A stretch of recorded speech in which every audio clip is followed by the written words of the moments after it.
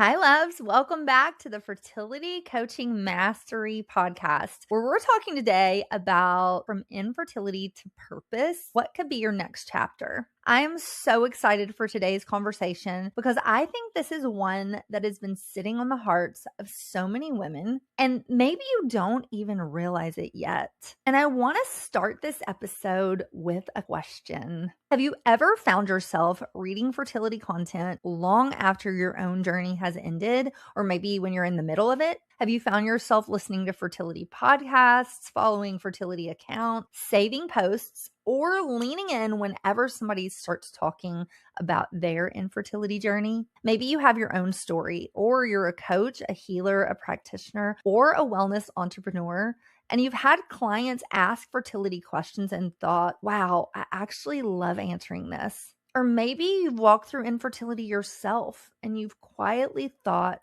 I wish somebody had supported me differently. I wish someone had explained things to me better and not dismissed me. I wish I had someone who really understood my journey. And then maybe another thought followed that said, I wonder if I could do this for somebody else. I wonder if I could do this work. Well, before we jump into today's conversation, I want to remind you that if you've personally walked through infertility and you feel a pull in your heart to support another woman on her journey, or if you're already working in the wellness space and have thought about adding fertility coaching into your practice, make sure you grab my free Fertility Coach Roadmap guide. In this guide, I walk you through step by step exactly how to build or scale a fertility coaching practice and turn your passion into your purpose, impact, and income. Now, let's jump back into this episode. If you've ever had any of those thoughts, I want you to know something today. That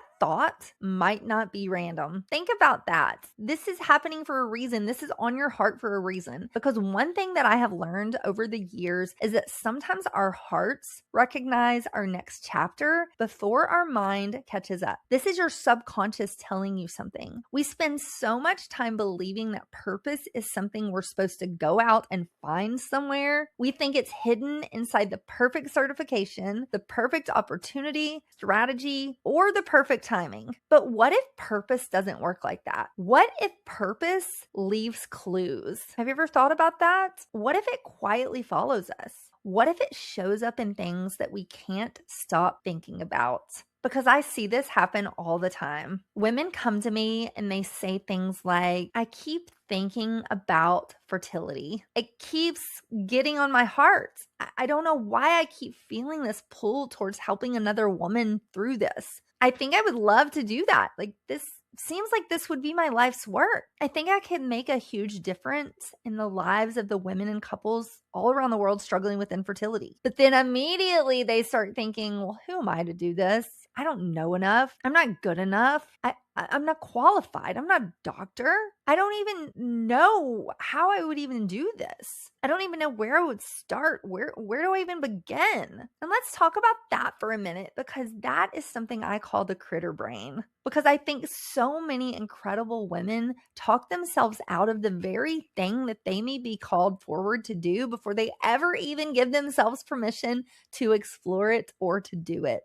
And that's just your critter brain keeping you small. I think sometimes we assume if purpose doesn't arrive with fireworks and certainty, then it's not real. And that's just not true. That's a belief that we've created that's just not true. Because sometimes purpose arrives with curiosity. Sometimes purpose arrives as a whisper, that little thing in the back of your head that says, I wonder if I could do this. Sometimes purpose arrives as a pull that you can't fully explain yet. And if you've walked through infertility yourself, I want to say something important to you. Your pain may not have happened for a reason, but your pain can absolutely have a purpose. Your pain can be your purpose. I think that's where many women get stuck, because I think honoring what happened means staying connected to that pain forever. But what if there was another possibility? Think of it like this. What if the things that you've walked through gave you something that no textbook can teach? Compassion, an inner knowing, an understanding, empathy for another woman and couple struggling with this, strength to help that woman or couple, the ability to sit beside another woman and say, I see you because I've been you. I've been exactly where you are. Give me your hand and let me guide you through this. There's something so incredibly powerful about that, and it really makes me choke up thinking about it. And I want to pause here for just a minute because I think that this is even bigger than fertility coaching. I think for many women after infertility, there comes this season that nobody really prepares you for. You've spent so much time fighting and researching and advocating, trying to survive and hoping and grieving and pushing through all of that your life literally revolves around your fertility journey. But then one day things start to shift. Maybe you become pregnant. Maybe you adopt. Maybe you're still in the middle of this journey. Maybe you decide you want to take another path and that your fertility journey is over. But at some point, many women find themselves asking, who am I now? What happens next? What do I do with everything that I've been through? Because infertility, it doesn't just change your body. It changes your whole being. It changes your identity. It changes your relationships. It changes your nervous system, your mindset, changes the way that you see yourself and the way that you move through the world. I'm a completely different person than I was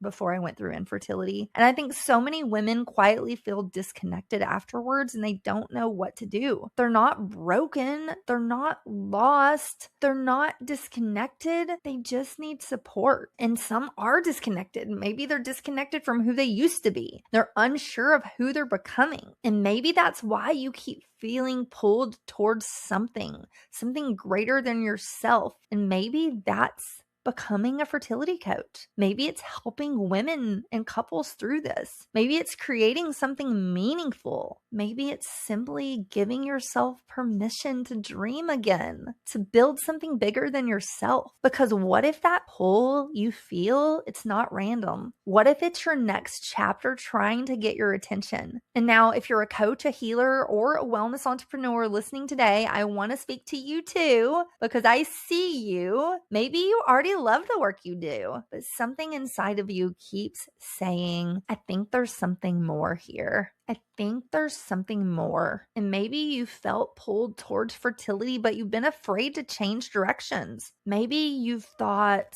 what if I niched into fertility? What would that do to my business and to my practice? What if I built something around this? What if I added this to my practice? I guarantee you there's people asking for it. What if this became my life's work? I want you to know that you don't need an entire roadmap figured out today. You don't have to have it all figured out. You don't need to know exactly how this would work. You just need to have it on your heart. You don't need permission. You just need curiosity and the willingness to pay attention to that quiet pull in your heart. Because I truly believe the most meaningful work that we ever do comes from the places that changed us. This is honestly one of the reasons why I created Becoming Her Retreat. This has been on my heart for years, and it's because I kept seeing women who have survived so much, but they kept asking, who am I now? I've asked myself this. What is next for me? What do I want my life to look like now? And I realized they didn't need another thing to survive.